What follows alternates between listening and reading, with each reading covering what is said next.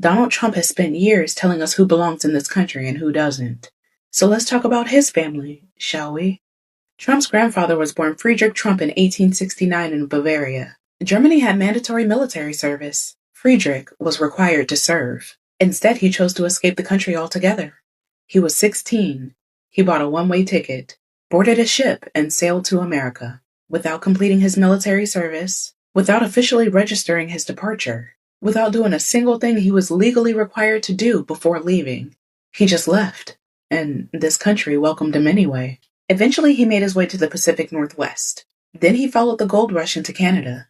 During the Klondike Gold Rush, he moved to Yukon and made his fortune operating a restaurant and brothel for miners in Whitehorse. This is not an interpretation.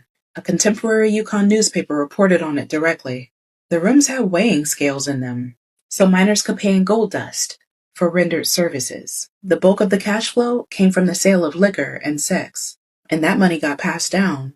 That is the foundation. That is his foundation. So when Friedrich had enough, he packed up his stuff and went back to Germany, got married, and tried to reclaim German citizenship and settle back home.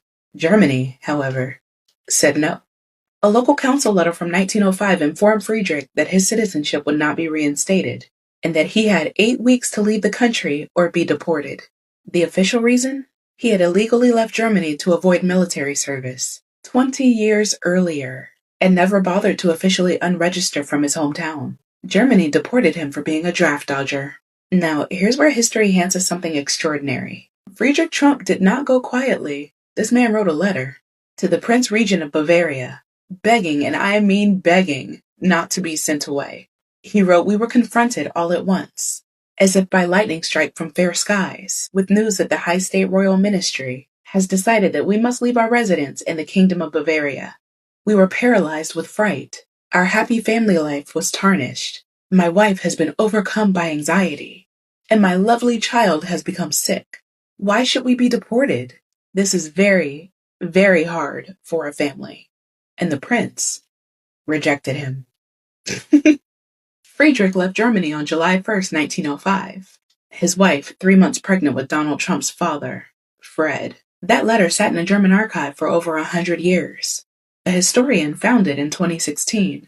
The Associated Press confirmed it. Harper's Magazine published the full translation. It's real, it exists. You can read it. Friedrich Trump, illegal immigrant, draft dodger, brothel operator, deportee, wrote a letter that said the deportation was cruel and unjust, and very, very hard for a family. His grandson has deported parents in front of their children, has signed orders removing people who had lived here for decades. He's called immigrants criminals. He's called them an infestation. The German historian who found the deportation document put it simply. Trump talks against illegal immigration, so I think he should remember his own family story from time to time. And here's the final thing that I need you to sit with. If the Prince of Bavaria had said yes, if they had let Friedrich stay, Donald Trump would not exist. Not here anyway. He's here because a deportee begged for mercy and got on a ship. He's here because this country let in an illegal immigrant who had broken the law, dodged a draft, and made his money however he could. He's here because of exactly the kind of person that he's trying to erase.